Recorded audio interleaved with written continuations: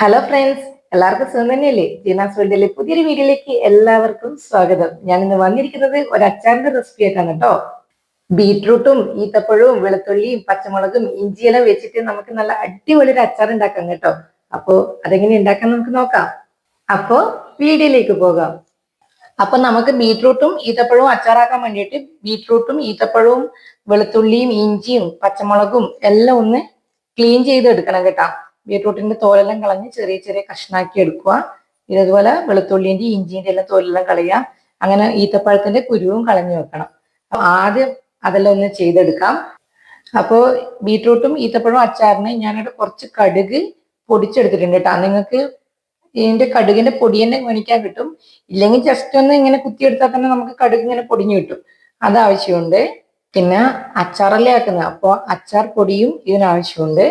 പിന്നെ നമുക്ക് സിർക്ക വേണം, വിനാഗിരി വേണം. അപ്പോൾ ആവശ്യത്തിന് വിനാഗിരി. ഏറ്റവും സിമ്പിൾ ആയിട്ട് ഉണ്ടാക്കാൻ പറ്റുന്ന അന്ന് നല്ല ടേസ്റ്റ് ഉള്ള ഒരു അച്ചാറാണ് കേട്ടോ.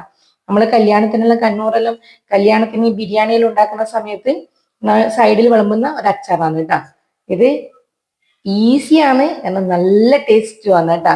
അപ്പൊ നമുക്ക് ആദ്യം പച്ചക്കറിയെല്ലാം ഒന്ന് ക്ലീൻ ചെയ്ത് എടുക്കാം.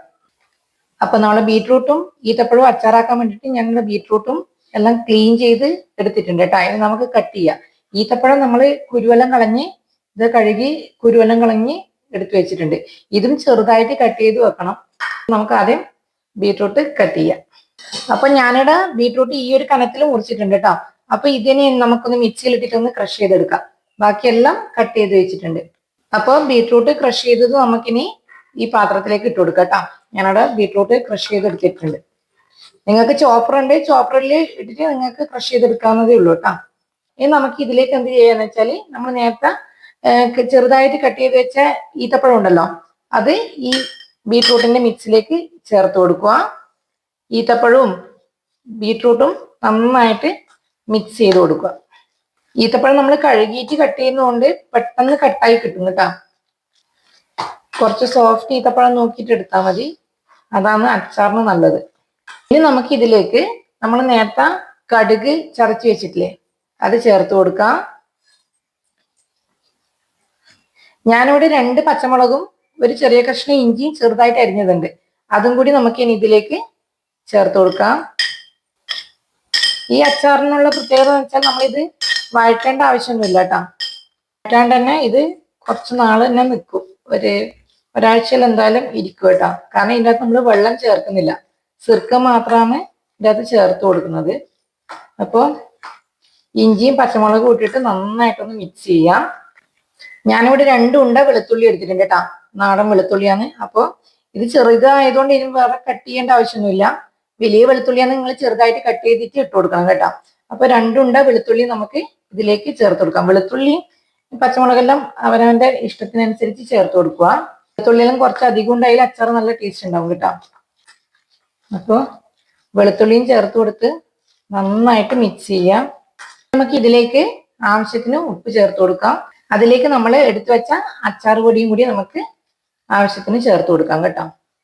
എരി നോക്കിയിട്ട് ചേർത്ത് കൊടുക്കുക. ആദ്യം കുറച്ചിട്ട് കൊടുക്കുക, എന്നിട്ട് മിക്സ് ആക്കി നോക്കുക. നന്നായിട്ട് മിക്സ് ചെയ്യാം. ഉപ്പും അച്ചാർ പൊടിയും എല്ലാം എല്ലാ ഭാഗത്തും എത്തുന്ന വിധത്തിൽ മിക്സ് ചെയ്ത് കൊടുക്കുക. ഇനി നമുക്ക് ഇതിലേക്ക് ആവശ്യത്തിന് വിനാഗിരി ചേർത്ത് കൊടുക്കാം. ഇതിൻ്റെ അകത്ത് വെള്ളം ചേർത്ത് കൊടുക്കേണ്ട ആവശ്യമില്ല, വിനാഗിരിയാണ് ഇതിൻ്റെ അകത്ത് ചേർത്ത് കൊടുക്കുമല്ലോ കേട്ടോ. അതുകൊണ്ടാണ് ഇത് പോയി പോകാണ്ട് നിൽക്കുന്നത്. വിനാഗിരി ചേർത്തിട്ട് ഒന്ന് മിക്സ് ചെയ്ത് കൊടുക്കുക. ആവശ്യമുണ്ടെങ്കിൽ ചേർത്ത് കൊടുക്കുക. അതുപോലെ തന്നെ ടേസ്റ്റ് നോക്കിയിട്ട് അച്ചാർ പൊടിയോ ഉപ്പോ എന്തെങ്കിലും ആവശ്യമുണ്ടെങ്കിൽ അതും ചേർത്ത് കൊടുക്കുക. ഇതിന് വറുത്തിട്ട് കൊടുക്കേണ്ട ആവശ്യമൊന്നുമില്ല, നല്ല ടേസ്റ്റാണ്. അപ്പോൾ ഇതുപോലെ അച്ചാർ ഉണ്ടാക്കാത്തവർ ഇങ്ങനെ ഉണ്ടാക്കി നോക്കണം കേട്ടോ. ഞാൻ ഇതിൻ്റെ ടേസ്റ്റ് നോക്കട്ടെ, ഇതിൻ്റെ ഉപ്പ് വരുമോ എന്തെങ്കിലും ആവശ്യമുണ്ടോ എന്ന് നോക്കിയിട്ട് നമുക്ക് ചേർത്ത് കൊടുക്കാം. ഞാൻ ഇതിൻ്റെ അകത്ത് ചെക്ക് ചെയ്ത് നോക്കുമ്പോൾ ഉപ്പ് വരുമെല്ലാം കറക്റ്റായിട്ടുണ്ട്. ഇനി നമുക്ക് ഇതിനകത്ത് കുറച്ചും കൂടി വിനാഗിരി ചേർത്ത് കൊടുക്കാം കേട്ടോ. സിർക്ക എത്രത്തോളം ലൂസാക്കണോ അത്രത്തോളം ലൂസാക്കി കൊടുക്കുക. ഞാൻ നന്ന ലൂസിലല്ല ചെയ്യുന്നത്, കുറച്ചൊരു കൊഴുത്ത ഫോമിലാണ് കേട്ടോ. അപ്പോൾ സിർക്കയും ചേർത്ത് നന്നായി മിക്സ് ചെയ്ത് കൊടുത്തിട്ടുണ്ട്. അപ്പൊ എങ്ങനെയുണ്ട് നമ്മൾ അച്ചാർ? അടിപൊളിയല്ലേ, എളുപ്പമല്ലേ ഉണ്ടാക്കാൻ വേണ്ടിയിട്ട്. അപ്പോൾ ഇതുപോലെ അച്ചാർ ഉണ്ടാക്കാത്തവർ ഇങ്ങനെയൊന്ന് ഉണ്ടാക്കി നോക്കണേ. നല്ല ടേസ്റ്റാണ്, ഒന്നും പറയാനില്ല. അപ്പോൾ ഒരു ചിക്കൻ ബിരിയാണിയിൽ ഉണ്ടാക്കുന്ന സമയത്ത് സൈഡിൽ ഈ ഒരു അച്ചാർ ഉണ്ടാക്കിയിട്ട് എന്നോട് അഭിപ്രായം പറയണം കേട്ടോ. അപ്പോൾ നിങ്ങൾക്ക് എൻ്റെ വീഡിയോ ഇഷ്ടപ്പെടുകയാണെങ്കിൽ, നിങ്ങൾക്ക് എൻ്റെ ഈ റെസിപ്പി ഇഷ്ടപ്പെടുകയാണെങ്കിൽ ഒന്ന് ലൈക്ക് ചെയ്യുക, കമന്റ് ചെയ്യുക, സബ്സ്ക്രൈബ് ചെയ്യുക. തൊട്ടടുത്തുള്ള ബെല്ലൈക്കൻ കൂടി പ്രസ് ചെയ്യുകയാണെങ്കിൽ ഞാനിടുന്ന വീഡിയോസിന്റെ എല്ലാ നോട്ടിഫിക്കേഷൻ നിങ്ങൾക്ക് വരുന്നതാണ്. അപ്പോൾ തൊട്ടടുത്ത ദിവസം മറ്റൊരു വീഡിയോ ആയിട്ട് വീണ്ടും കാണാം. Okay, by.